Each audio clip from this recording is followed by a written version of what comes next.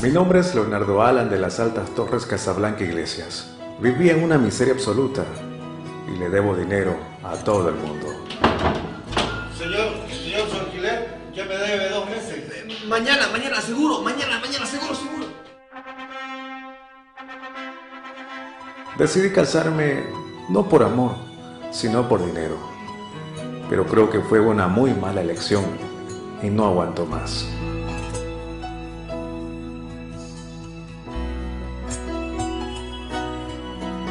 Hola, ¿qué tal? Vengo a decirle un secreto. De todo este tiempo tengo varias cosas que contar.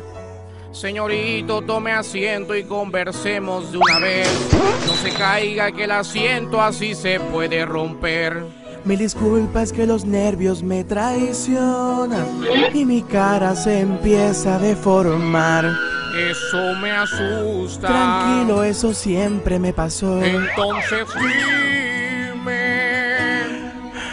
Bueno, su hija me asusta. Pasaron 2 años y quiero dejarla. Ya no me animo a verla a la cara. Solamente una oportunidad le pido para que no esté conmigo y nos podamos divorciar. Su hija me asusta. Qué chica tan fea, yo quiero dejarla. Haría lo que fuera por patearla. Solamente una oportunidad le pido para que no esté conmigo y alguien se la pueda llevar.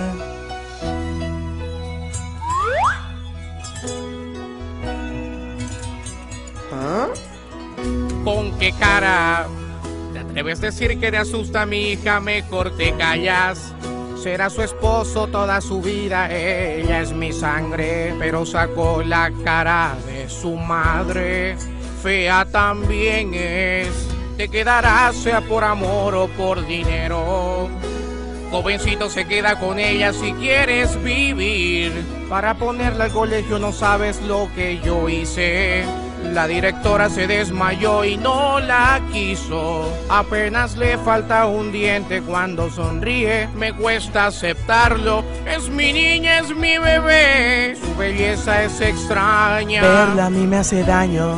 Ella es un ángel caída del cielo hacia esta tierra. Parece que ella aterrizó de cara. No quiero que malinterprete, lo siento. Solo vine hasta aquí para poderle decir. Su hija me asusta. Pasaron 2 años y quiero dejarla. Ya no me animo a verla a la cara. Solamente una oportunidad le pido para que no esté conmigo y nos podamos divorciar.